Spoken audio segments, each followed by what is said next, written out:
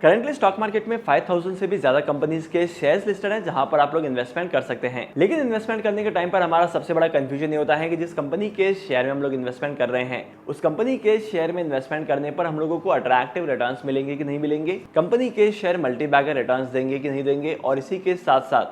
साथ साथ सबसे बड़ा डाउट होता है हमें वैल्यूएशंस पर, क्योंकि कंपनी की वैल्यूएशन प्रॉपर होगी और अगर आप लोग प्रॉपर वैल्यूएशन पर इन्वेस्टमेंट करेंगे तभी आपको अट्रैक्टिव अमाउंट ऑफ रिटर्न कमाने को मिलेंगे। अगर किसी भी कंपनी की वैल्यूएशन हाई हो जाती है तब यहाँ पर आपको लॉसेस फेस करने पड़ते हैं। तो चलिए हमेशा की तरह आज का वीडियो भी इंपॉर्टेंट और इंटरेस्टिंग होने वाला है, क्योंकि आज के इस वीडियो में मैं आपको कुछ ऐसे फैक्टर्स के बारे में बताने वाला हूं जिसका इस्तेमाल करके आप लोग स्टॉक मार्केट में इन्वेस्टमेंट करने के लिए मल्टी बैगर कंपनीज के शेयर्स को फाइंड आउट कर सकते हैं। तो हमेशा की तरह आज का वीडियो इंपॉर्टेंट होने वाला है। तो इस वीडियो में आगे बढ़ने से पहले अगर आप इस चैनल पर नए हैं तो सबसे पहले इस वीडियो को लाइक करो, इस चैनल को सब्सक्राइब करो और चलिए वीडियो को शुरू करते हैं। किसी भी कंपनी के शेयर में इन्वेस्टमेंट करने के टाइम पर सबसे पहला फैक्टर आपको ऑब्जर्व करना है वो है पीई रेशियो। पीई रेशियो का मतलब होता है प्राइस टू अर्निंग का रेशियो, मतलब कि प्राइस को अर्निंग से डिवाइड किया जाता है और यहाँ पर जो वैल्यूएशन निकलती है उसे हम लोग प्राइस का वैल्यूएशन कहते हैं। जैसे कि नाम से पता चल रहा है कि पीई रेशियो को निकालने के लिए प्राइस को अर्निंग से डिवाइड करते हैं और प्राइस से अर्निंग को डिवाइड करने के बाद जो अमाउंट निकल कर आता है उस अमाउंट से हम लोग जज करते हैं कि कंपनी की वैल्यूएशन कैसी है।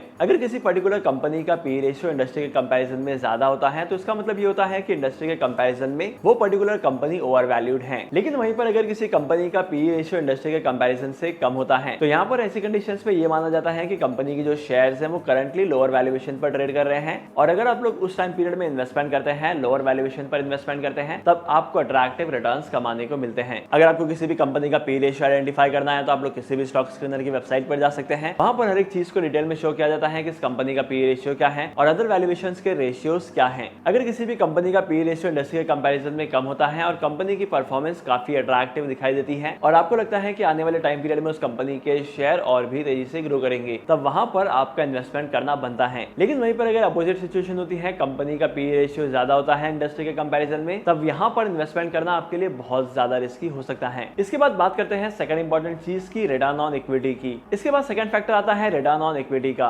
रिटर्न ऑन इक्विटी का मतलब होता है कि कंपनी की जो इक्विटी है उसके बेसिस पर कंपनी के जो रिटर्न्स है वो कितने हैं। किसी भी पर्टिकुलर कंपनी के टोटल प्रॉफिट को डिवाइड किया जाता है इक्विटीज के परसेंटेज में, इक्विटीज के इन्वेस्टमेंट अमाउंट पर, और फिर यहाँ पर पता लगाया जाता है कि रिटर्न ऑन इक्विटी कितना मिला है। मतलब इक्विटी के बेसिस पर जो प्रॉफिट आए हैं वो कितने परसेंट के हैं और अगर किसी भी कंपनी का रिटर्न ऑन इक्विटी 15% से ज्यादा का होता है तभी यहाँ पर इन्वेस्टमेंट करना चाहिए। क्योंकि अगर आप लोगों को 15% से कम के रिटर्न कमाने हैं, 8% के रिटर्न कमाने हैं, 7% के रिटर्न कमाने हैं, 9 to 12% के रिटर्न कमाने हैं, तब इन सारे कैटेगरी में आपको बहुत सारे इन्वेस्टमेंट ऑप्शन मिलेंगे जहां पर आप लोग इन्वेस्टमेंट करके इतने रिटर्न कमा सकते हैं। लेकिन अगर आप स्टॉक मार्केट में इन्वेस्टमेंट करते हैं लॉन्ग पीरियड ऑफ टाइम में तो आपको यूजुअली 15% के आसपास के रिटर्न तो मिलने ही चाहिए। इसके बाद तीसरा इंपॉर्टेंट फैक्टर जो आपको चेक करना है वो है किसी भी कंपनी का debt to equity ratio. Debt to equity ratio का मतलब नाम से पता चल रहा है कि जैसे कि कंपनी के ऊपर डेट कितना है और कंपनी के पास इक्विटीज कितनी है, और यूजुअली इस रेशियो से पता चलता है कि कंपनी के पास डेट का प्रपोर्शन क्या है और इक्विटीज का प्रपोर्शन क्या है। अगर किसी भी कंपनी का डेट टू इक्विटी रेशियो 2:1 के रेशियो में होता है, मतलब कि 2 रुपीज का डेट और 1 रुपीज का इक्विटी शेयर होता है, तब तक ये रेशियो जो है वो काफी सही होता है। लेकिन अगर ये रेशियो का अमाउंट इससे कम हो जाता है तब यहाँ पर बहुत सारी डिफिकल्टीज आती हैं। और सबसे खास बात तो यह है कि अगर किसी कंपनी के ऊपर डेट ज्यादा होगा तो डेट का रीपेमेंट करने के लिए कंपनी को बहुत सारे स्ट्रगल्स करने पड़ेंगे और काफी बार क्या होता है कि इन कंपनी का डेट बढ़ने के बाद इन कंपनी के ऑपरेशंस को रन कर पाना इनके मैनेजमेंट के लिए काफी ज्यादा डिफिकल्ट होता है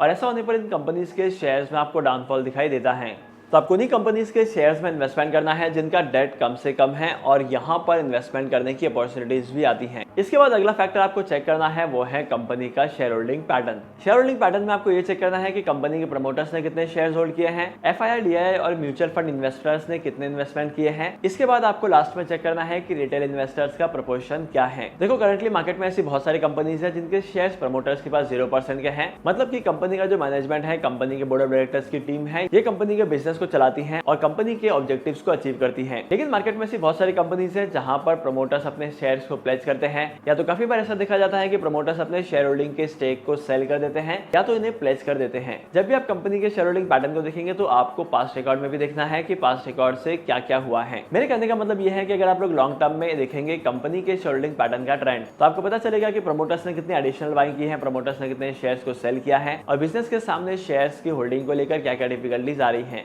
मार्केट में ऐसी बहुत सारी कंपनीज हैं जहां पर हम लोगों को फ्रॉड्स दिखाई देते हैं, ऑपरेटर के गेम हो जाते हैं और कंपनी के शेयर की प्राइस गिरने लगती है। इसके बाद last but not the list factor आता है कंपनी का अर्निंग पर शेयर। अगर आप लोग किसी पर्टिकुलर कंपनी के शेयर में इन्वेस्टमेंट कर रहे हैं तो अर्निंग पर शेयर भी बहुत ज्यादा इंपॉर्टेंट होता है। अर्निंग पर शेयर के अमाउंट को कैलकुलेट करने के लिए कंपनी के नेट प्रॉफिट को डिवाइड किया जाता है नंबर ऑफ शेयर में और इसके बाद ईपीएस का रेशियो निकल कर आता है और यहाँ पर पता चलता है कि एक शेयर पर कितने प्रॉफिट्स कमाने को मिले हैं। अगर किसी पर्टिकुलर कंपनी का ईपीएस रेट ग्रो कर रहा है तब यहाँ पर इन्वेस्टमेंट करना चाहिए, लेकिन इसके ऑपोजिट में अगर किसी कंपनी का अर्निंग पर शेयर का अमाउंट कम होते जा रहा है तो ये आपके सामने एक रेड फ्लैग है जहां पर उस कंपनी के शेयर में आपको इन्वेस्टमेंट नहीं करना है। इसके अलावा भी मल्टीबैगर कंपनीज को फाइंड आउट करने के लिए बहुत सारे पैरामीटर्स हैं, लेकिन अगर आप लोग सिर्फ और सिर्फ इन्हीं पैरामीटर्स का इस्तेमाल करके कंपनीज को फाइंड आउट करते हैं तो आई एम 100% श्योर कि आपको जो कंपनी के शेयर मिलेंगे वो आपको मल्टीबैगर रिटर्न्स देंगे और फ्यूचर प्रूफ इन्वेस्टमेंट कर सकते हैं आप लोग उन कंपनीज के शेयर में 3 से 5 साल के टाइम पीरियड में।